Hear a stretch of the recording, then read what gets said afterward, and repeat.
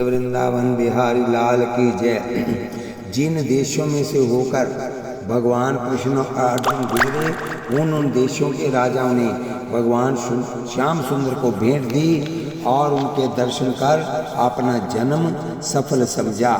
यहाँ पर हमने कथा छोड़ी थी, यहीं से शुरू कर रहे हैं। बोलिए वृंदावन बिहारी लाल की जय, बोलिए सुख सागर की जय, बोलिए श्रीमद् भागवत महापुराण की जय।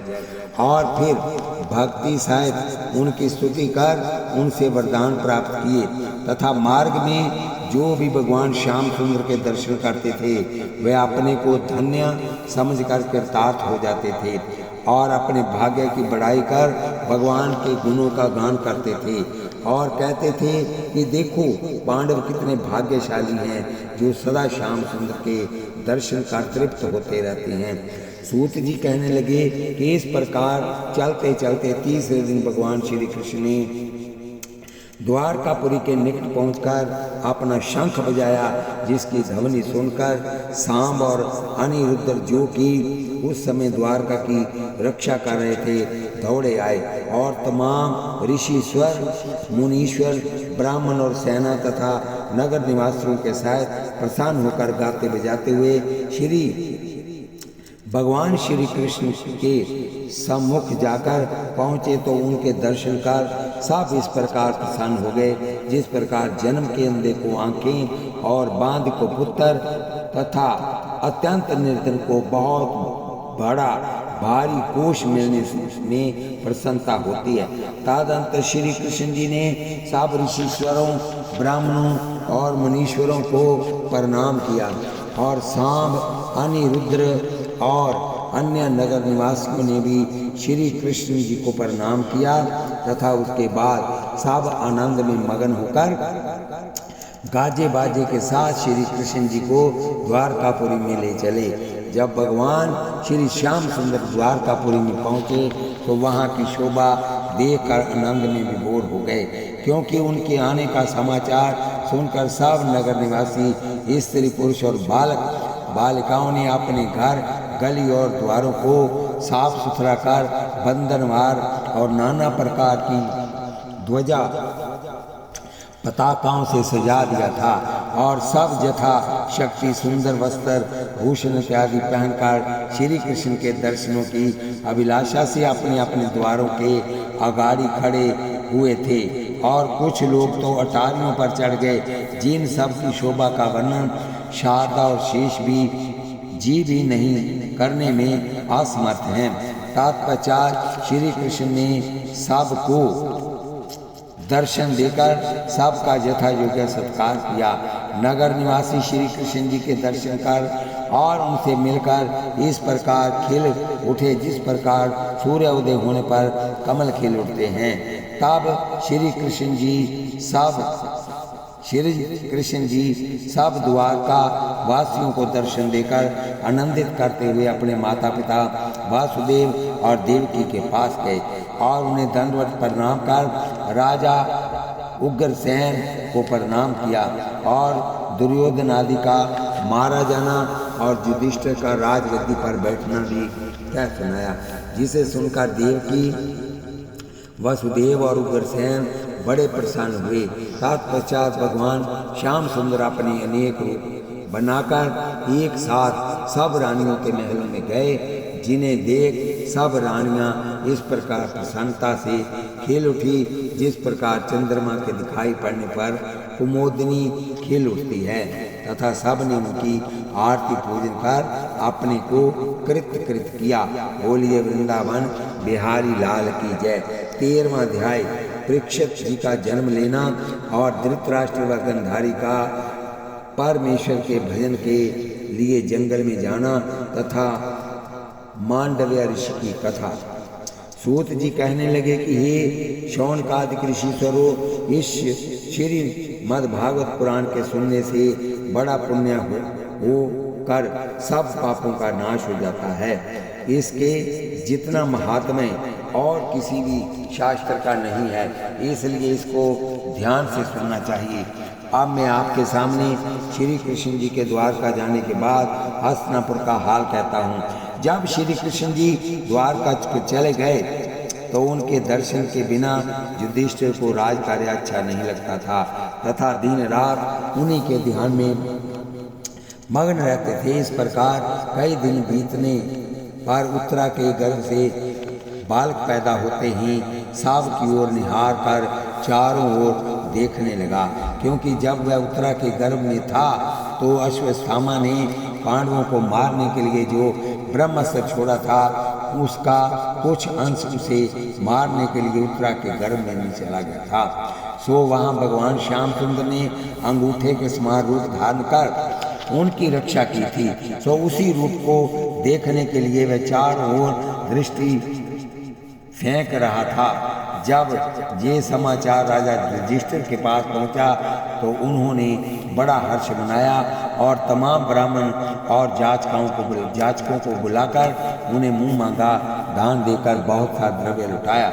और इसके बाद बड़े बड़े ज्योतिष के धुरंधर विद्वानों को बुलाकर उनसे उस बालक के जन्म लगन का हाल पूछा। तो सो पंडित लगन को अच्छी तरह विचार कर इस प्रकार कहने लगे कि हे राजन, आपके कुल में ये बालक बड़ा धर्मात्मा, ज्ञानी और शिववीर होगा और तमाम संसार में इसके प्रताप का सूर्य प्रकाशित होकर सबको आनंदित करेगा और आपकी कीर्ति को दशों दिशाओं में फैला देगा तथा बुद्धि में बृहस्पति के, शूरता में परशुराम, धीरज में हिमवान, दाताओं में शंकर, गंभीरता में सागर और सुखों के उपभोग में इंद्र तथा रूप में कामदेव एवं सत्यवक्ताओं में आपके समान होगा। और इसने पैदा होते ही सबकी परीक्षा की है, इसलिए इसका नाम परीक्षित होना चाहिए और इसकी गणना बड़े बड़े राजी ऋषियों में होगी और तथा अधर्मी कालजुग को दंड देकर प्रजा का पुत्र की तरह सुख से पालन करेगा। और अंत में एक ऋषिश्वर के श्राप देने पर इनकी तक्षक सर्प के काटने से मृत्यु होगी। ये समाचार सुन युधिष्ठिर को हर्ष और अंत में ऋषि पुत्र का शाप सुनकर शोक हुआ और तदंतर उन पंडितों को बहुत सी दक्षिणा देकर विदा किया। और परीक्षित के जन्म लेने पर तमाम नगर में आनंद मनाया गया और बहुत दिनों तक मंगलाचरण होता रहा और राजा युधिष्ठिर प्रजा की पुत्र की तरह पालन करने लगे। उनके राज्य में समय पर वर्षा होती व कभी अकाल नहीं पड़ा था और कोई किसी को कष्ट नहीं देता था।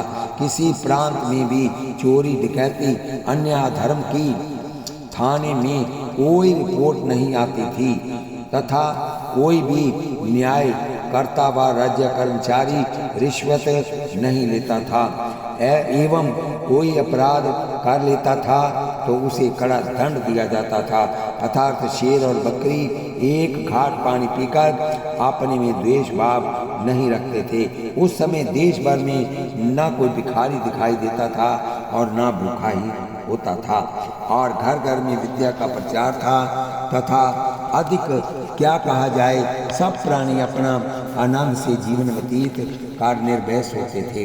इस प्रकार न्याय और नीति तथा धर्म के साथ राजा युधिष्ठिर राज्य कर धृतराष्ट्र और गांधारी की आज्ञा में रह सदा उनकी मन तन से सेवा किया करते थे, जिनसे कि उनको अपने मरे हुए पुत्रों की याद न सतावे। इतनी कथा सुनकर सूत जी कहने लगे, सुनाकर कहने लगे कि हे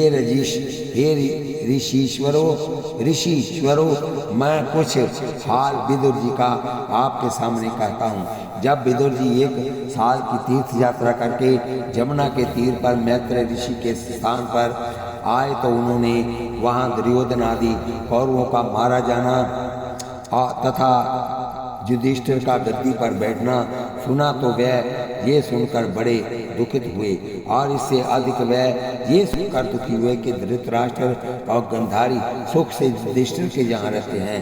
वह सोचने लगे कि देखो भगवान की लीला विचित्र है कि जिनके दुर्योधन आदि 101 पुत्र और अनेक पुत्र और सगे संबंधी युद्ध में मारे गए और जिनका राज्य जाता रहा, वह अब भी ईश्वर भजन ना करके युधिष्ठिर के टुकड़ों पर धरना दिए पड़े हैं। सो उस परमेश्वर की लीला को बलवती समझकर वह वहाँ से हस्तिनापुर आए और वहाँ आकर राजा युधिष्ठिर के राजमहल में गए।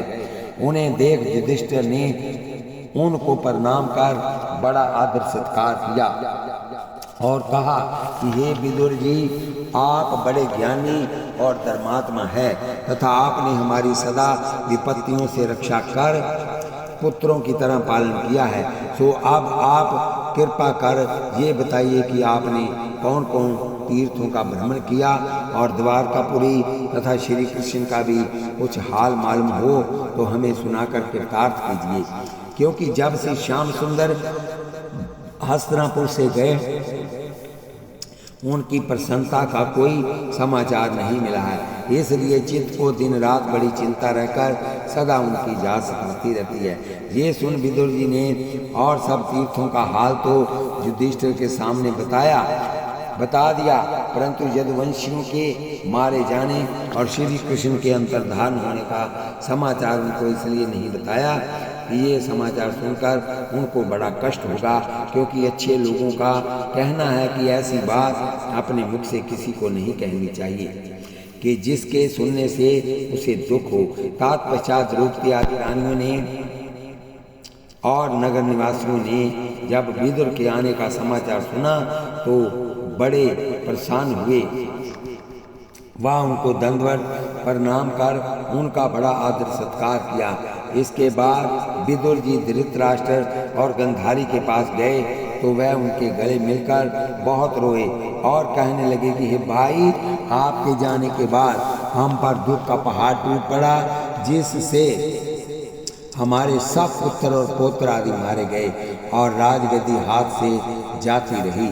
ये सुन विदुर जी कहने लगे, हे भाई, ईश्वर की माया बड़ी बलवान है, उसके अगाड़ी किसी का भी वश नहीं चलता। इसलिए दुख और सुख में ईश्वर इच्छा बड़ी समझकर बुद्धिमान आदमी को हर्ष और शोक नहीं करना चाहिए। तथा अब आप ये बताइए कि आपकी सेवा पांडव किस प्रकार करते हैं। ये सुन धृतराष्ट्र कहने लगे कि हे विदुर, राजा युधिष्ठिर तो हमारी आज्ञा में चलकर सदा तन मन से हमारी सेवा करते हैं और इस बात का पूरा ध्यान रखते हैं कि कहीं हमको किसी प्रकार का कष्ट न हो, और इसी प्रकार अर्जुन आदि भी हमारा आदर सत्कार करते हैं। किंतु भीमसेन हमको सदा खोटी निगाह से देख और हमको बुरा भला कह हमारा सदा दिल दुखाया करता है, और इस पर तुर्रा ये कि हमको ये कहकर डांट दिया करता था कि यदि तुमने ये बात युधिष्ठिर के सामने कह दी तो तुमको जान से मार डालूंगा। सो भाई, भीमसेन की बातें तो सुनकर हम सदा दुखित रहते हैं, किंतु और कोई वश चलता नहीं। देख कर ठंडी आहें भर मन महसूस कर रह जाते हैं। युधिष्ठिर धृतराष्ट्र के मुख से इस प्रकार की बातें सुनकर विदुर का चित्त चिंता में मग्न हो गया और वह सोचने लगे कि जिस प्रकार लोभी आदमी कपड़ा फटने पर भी उसे अपने तन से त्यागने का विचार नहीं करता, तथा एक दिन वह चिथड़ा होकर उसके पास से अलग अवश्य हो जाता है, उसी प्रकार धृतराष्ट्र इतने कष्ट पाने पर भी अपने शरीर से प्रेम रखकर इनको छोड़ना नहीं चाहता और अंत में इनका परित्याग करना ही पड़ेगा। ये सोच के वह कहने लगे कि हे भाई, जो भीमसेन कहता है वह सत्य है। आपने और आपके पुत्रों ने उन्हें बड़े बड़े दुख दिए हैं, जैसे लक्षागृह में उनको जलाना, भीमसेन को विष के लड्डू देना और सभा में द्रौपदी को नंगी करवाना चाहना तथा उनका सब राजपाट जुए में जीतकर उनको बन बन में ठोकरें खिलवाना इत्यादि बातें क्या कम दुखदायी हैं। सो हे भाई, आप संसारी माया को त्याग कर तुम्हें ईश्वर का भजन हर भवसागर पार होने का उपाय सोचना चाहिए और युधिष्ठिर का अपमानित होकर वृथा टुकड़ा नहीं खाना चाहिए। इतना दुख उठाने पर भी, तुमको यहाँ रहने पर भी यदि लज्जा नहीं आती हो तो तुमको धिक्कार है। जिन्होंने तुम्हारे पुत्र और पौत्र मारकर राजगद्दी छीन ली है, उनके हाथ का टुकड़ा खाने पर भी भाई तुम जीवित रहना चाहते हो। तो इससे बढ़कर और विस्मय की बात क्या बात हो सकती है। तुम्हारा उदाहरण उस कुत्ते से जो कि लाठी मारने से दौड़ता है और टूक दिखाने से फिर पूंछ हिलाता हुआ उनके पास आ जाता है, यदि दिया जाए तो बिल्कुल ठीक होगा। इसलिए तुमको अब इस वृथा जीवन से मोह त्याग कर वन में हरि का भजन करना चाहिए। ये सुन धृतराष्ट्र कहने लगा, यही बुजुर्ग, हम दोनों को आंखों से दिखाई नहीं देता, हम किस प्रकार वन में जा सकते हैं। इतनी बात सुनकर विदुर जी कहने लगे कि आप मेरे बड़े भाई हैं, इसलिए मैं आपकी जब तक जीवित रहेंगे सेवा टहल करता रहूंगा।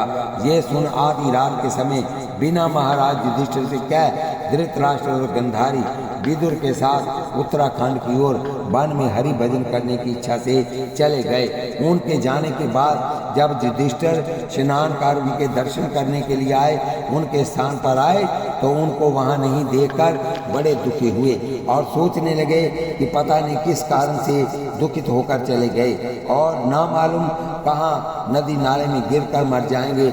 इस प्रकार सोच करते हुए यहाँ राजा युधिष्ठिर संजम से पूछने लगे, हे संजय से पूछने लगे, हे संजय, हमारे माता पिता का हाल यदि आपको मालूम हो तो बताइए कि वह कहाँ चले गए। ये सुन संजय कहने लगे कि हे राजन, मुझे उनके जाने की बाबत तो कुछ मालूम नहीं, परंतु विदुर जी के साथ वह बहुत, बोलिए बांके बिहारी लाल की जय, बोलिए लाडली लाल की जय, बोलिए जुगल सरकार की जय। बहुत रात बीतने तक बातचीत कर रहे थे। ये सुन युधिष्ठिर उदास होकर जब गद्दी पर जाकर बैठे तो इतनी देर में वहां नारद जी आ गए, जिन्हें देखकर राजा ने दंडवत प्रणाम कर उनकी पूजा पर बड़ा आदर सत्कार किया और फिर हाथ जोड़कर पूछने लगे कि हे नारद जी, रात को हमारे माता पिता कहीं चले गए, सो यदि उनका आपको कुछ हाल मालूम हो तो कृपा कर बतलाने का कष्ट कीजिए, क्योंकि इस समय आपने दर्शन देकर हमारे ऊपर बहुत बड़ी कृपा की है। ये सुन नारद जी कहने लगे कि हे राजन धृतराष्ट्र और गंधारी संसारी माया मोह से विरक्त होकर विदुर जी के साथ भगवान का भजन करने के लिए हिमालय की ओर चले गए हैं और 7 दिन बाद वे अपना नश्वर शरीर त्याग कर वैकुंठ में चले जाएंगे। इसलिए आपको उनकी ओर की किंचित मात्र भी चिंता नहीं करनी चाहिए, क्योंकि संसार में जो जन्म लेता है उसकी मृत्यु आवश्यक होती है। इसलिए बुद्धिमान आदमी मरने, जीने और विपत्ति में हर्ष विषाद नहीं किया करते। सो इन सब बातों का विचार कर ना तो आपको उनकी ओर का शोक करना चाहिए और ना उनको वापस लाने का विचार करना चाहिए। इतनी बात कहकर नारद जी तो वीणा बजाते हुए और हरि गुण गाते हुए चले गए और युधिष्ठिर जी अपने माता पिता का विदुर जी के साथ हरि तपस्या करने जाना सुनकर चिंता रहित हो गए।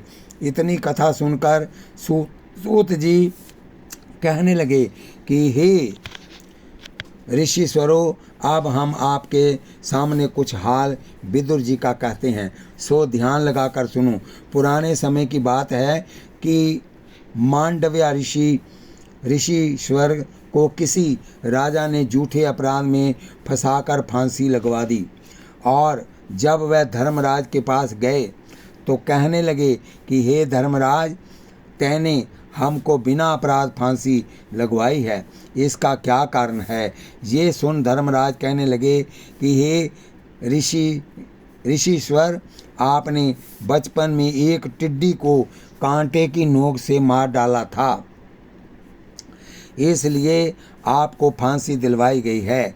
यह सुनकर ऋषि बड़े क्रोधित हुए और कहने लगे कि हे धर्मराज, बचपन में मनुष्य को कोई ज्ञान नहीं होता और अज्ञान अवस्था में पाप करने से उसका दोष भी नहीं गिना जाता।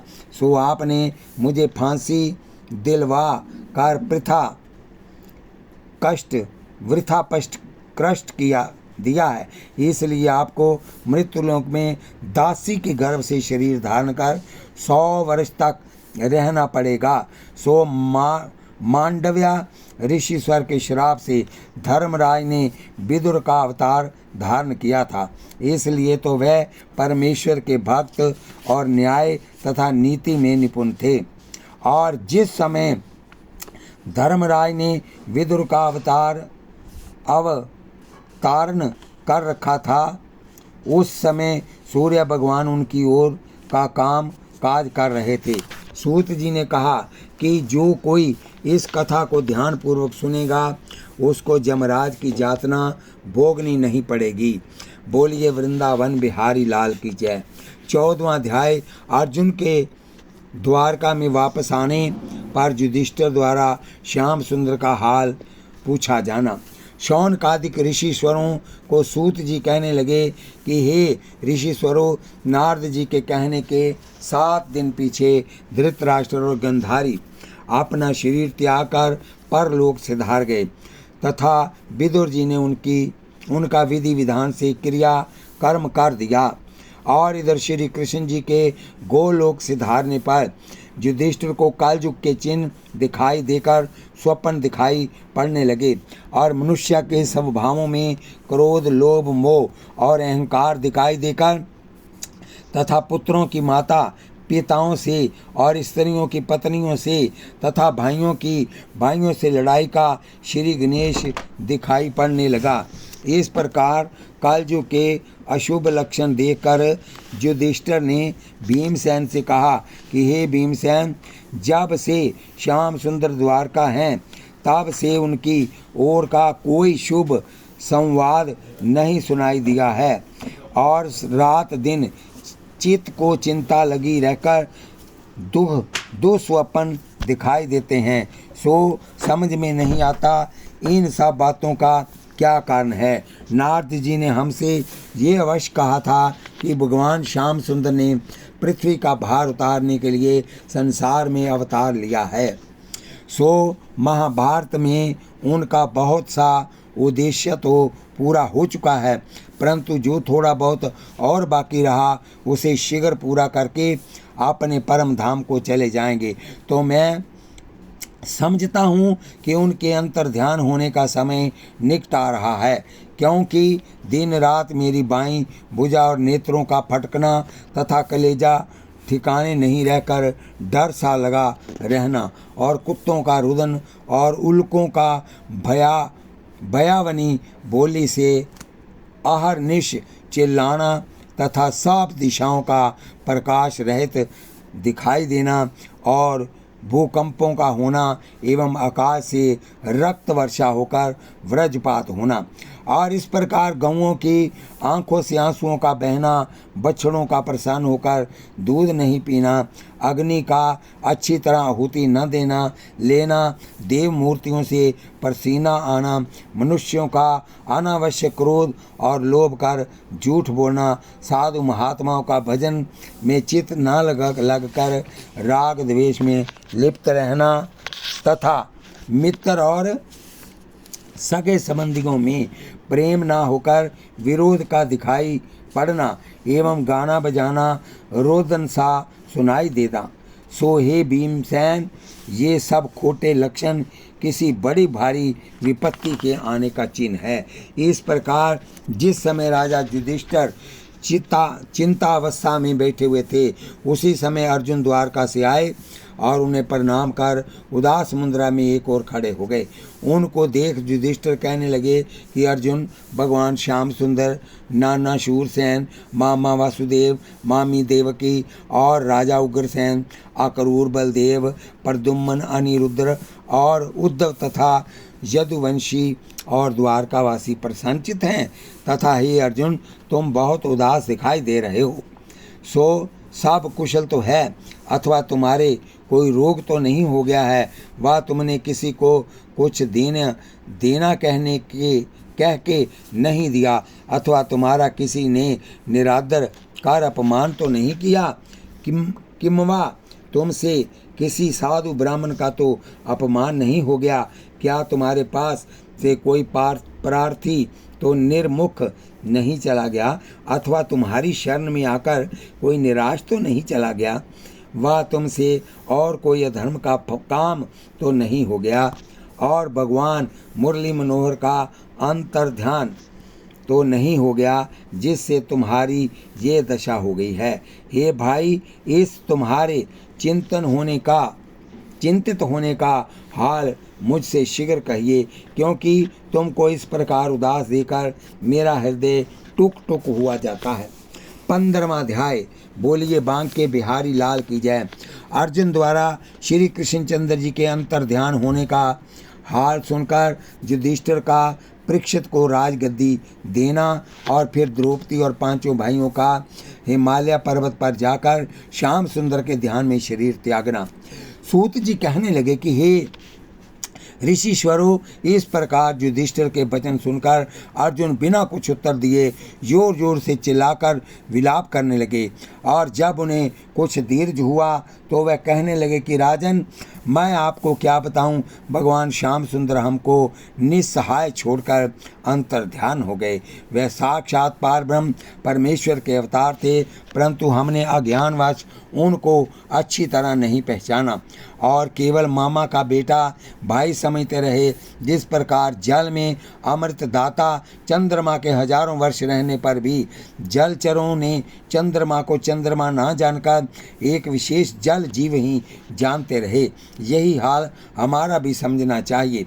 अर्थात बहुत समय तक श्री कृष्ण जी हमारे साथ ही नहीं रहे, बल्कि एक साथ भोजन कर एक शैया पर शयन भी करते रहे। ऐसी अवस्था में यदि हम उनको पार ब्रह्म समझकर उनकी उचित प्रकार से सेवा करते तो हमारा अवश्य उद्धार हो गया होता, परंतु उनकी माया बड़ी विचित्र है, जिसने तमाम संसार को वश में कर रखा है। इसलिए उनके माया जाल में हम भी लिपटे रहे। वह उनको अच्छी तरह नहीं पहचाना और अमूल्य रतन पास रहते हुए भी अज्ञानता से निर्धन ही रहे। ये सुनकर आपको दुख ही नहीं किंतु अत्यंत आश्चर्य होगा कि केवल उन्हीं की कृपा से हम सवर्षित और शूरवीर माने जाते हैं, तथा उनकी कृपा होने पर भी मेरे जिस गांडीव धनुष ने भीष्म पितामह, कर्ण और द्रोणाचार्य तथा बड़े बड़े शूरवीरों को समर में मान मर्दन करके निष्प्राण किए थे, आज वही तेजस्वी अर्जुन का गंडीव धनुष मामूली भीलों से परास्त होकर और द्वारका की गौ द्रव्या और स्त्रियों को लुटवाकर सरकंडे से भी गया बीता हो गया है। और अब मैं भी अपने आप को शूरवीर समझता था, किंतु अब मैंने अनुभव किया है कि ये मेरी कोरी कल्पना मात्र थी, और जो कुछ विभूति थी वह सब श्री कृष्ण जी की कृपा थी। जो उपकार उन्होंने हमारे ऊपर किए थे उनका बखान नहीं हो सकता, और उनकी याद कर चिता में मगन हो जाता है। अर्थात जब जब भीष्म पितामह, गुरु द्रोणाचार्य और कर्ण तथा अश्वत्थामा ने हमको समर में जिन जिन बाणों से मारना चाहा, तब तब उन शरों को अपने शरीर पर उठकर बचाते रहे और सदा सुदर्शन चक्र से हमारी रक्षा करते रहे, तथा सदा हमें साहस देकर और हमारे बल को बड़ा शत्रुओं का अपने तेज से नाश करते रहे। और जिस समय आप यज्ञ करते थे उस समय द्रव्य के नहीं होने पर उनका राजा मरुत का गड़ा हुआ धन बताकर यज्ञ का संपूर्ण कराना और भोजन कराकर उनके शराब से बचाना, तथा लक्षागृह में कौरवों द्वारा अग्नि लगाकर जलाने पर और अश्वत्थामा की ब्रह्मास्त्र द्वारा भस्म करने की इच्छा होने पर हमको बचाकर हमारा बाल भी बांका नहीं होने देना, एवं सभा में कौरवों के द्वारा द्रौपदी को नंगा करने की इच्छा होने पर उनका अनंत चीर बढ़ाकर लाज बचाना आदि आदि जिस समय उनके किए हुए संख्या उपकार मैं याद करता हूँ तो हृदय की गति रुक सी जाती है। अधिक कहने से क्या, हे राजन, उन्होंने तो कंस आदि दुष्टों का संहार करने के लिए और पृथ्वी का भार उतार कर भक्तों को सुखी करने के लिए ही सगुण अवतार धारण किया था। और इसलिए जब उन्होंने देखा कि महाभारत से पृथ्वी का बहुत सा भार तो उतर चुका है, किंतु अब भी करोड़ों यदुवंशी ऐसे बलवान हैं जो पृथ्वी के लिए भार रूप बने हुए हैं, सो ऐसा विचार उन्होंने स्वयं अपने हाथ से उनको ना मारकर उनको दुर्भाषा का श्राप दिलवा दिया, जिससे वह स्वयं लड़कर इस प्रकार नष्ट हो गए। जिस प्रकार सघन वन में वृक्ष स्वयं अग्नि पैदा कर जल जाते हैं, तथा इसके बाद आप भी एक व्याध के तीर का बहाना बनाकर अंतर्ध्यान हो गए। सो उस समय के उस भयानक दृश्य को देखकर मैंने भी शरीर को अवश्य छोड़ दिया होता, किंतु उनके दिए हुए गीता के ज्ञान और द्वारका की धन संपत्ति, गौ और स्त्रियों को सुरक्षित हस्तिनापुर ले जाना, इस आज्ञा ने मेरे शरीर से प्राणों को हट करते हुए भी नहीं निकलने दिया। सो सिवाय कुछ गीता के ज्ञान को जिसने कि शरीर का नाश बताकर आत्मा को अमर बताया है, छोड़कर द्वारका की स्त्रियों सहित तमाम गोधन संपत्ति नष्ट कर चुका हूँ। इसलिए अब हमें अधिक दिन इस संसार में न रहकर उनके ध्यान में शरीर का त्याग कर देना चाहिए। बोलिए वृंदावन बिहारी लाल की जय। श्री सूत जी कहने लगे कि युधिष्ठिर ने जब श्री श्याम सुंदर के अंतर्धान का हाल सुना तो उनके दुख का कोई ठिकाना न रहा, और फिर वह ऊंचे स्वर से विलाप कर रोने लग पड़े, जिन्हें रोता देखकर भीम, नकुल, सहदेव और दरबारी भी बहुत सा विलाप करने लगे। तथा जब ये दुखद समाचार रनवास में माता कुंती और द्रौपदी आदि स्त्रियों ने सुना तो उन्होंने भी इतना विलाप किया कि जिससे तमाम महल में कोहराम मच गया, और उस दुख को ना सहकर कुंती ने तो उसी समय शरीर का त्याग कर दिया। और उस दिन उस दुख का वर्णन करते हुए लेखनी भी रुदन कर मूर्छित होती जा रही है। श्री सूत जी कहते हैं कि हे ऋषिश्वरों, उस समय ये दुखदायक समाचार जिसने भी सुना उसने ही अत्यंत शोक किया, और तत्पश्चात युधिष्ठिर ने सबको धैर्य देकर कहा कि अब अधिक विलाप करने से और यहाँ रहने से कोई लाभ नहीं, इसलिए परीक्षित को राजगद्दी देकर हमें उन श्याम सुंदर का ध्यान करने के लिए शीघ्र हिमालय पर चल देना चाहिए। महाराज युधिष्ठिर की ये बात सबको बड़ी पसंद आई, और तदंतर पुरोहित को बुलाकर शुभ मुहूर्त में परीक्षित को राज तिलक कर दिया और उसे राजनीति और सुख से पुत्रों की तरह प्रजा पालन का उपदेश देकर हस्तिनापुर की गद्दी पर बिठा दिया। और फिर वज्र नामक एक यदुवंशी को, जो कि कृष्ण के कुटुंब में से था, मथुरा की गद्दी पर बिठा दिया।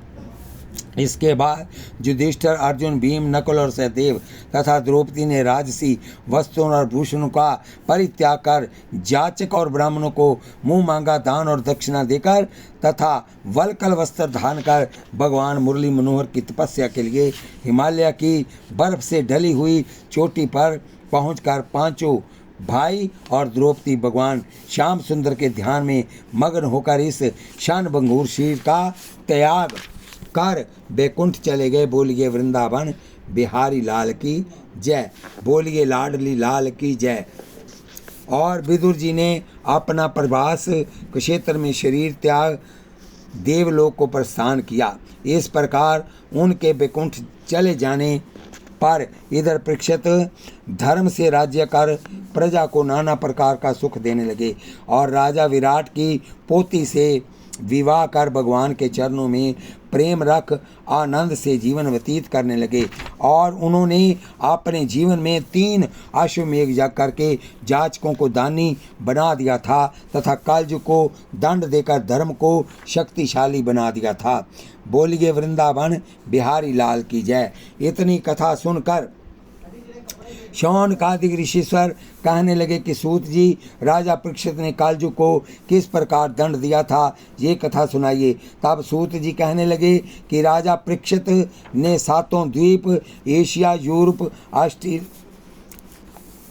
7 जीत कर अपने वश में कर लेने के उपरांत प्रजा को पुत्र की तरह न्याय और नीति से पालन करने लगे। और फिर एक दिन उन्होंने सोचा कि महाराज युधिष्ठिर के समय तक द्वापर था, परंतु अब सुनता हूँ कि कलयुग का प्रवेश हो चुका है और अपने राज्य में घूम फिर कर देखना चाहिए कि कहीं कलयुग प्रजा को पीड़ित तो नहीं कर रहा। ये सोच रथ और मुखिया सेना को सजवा कर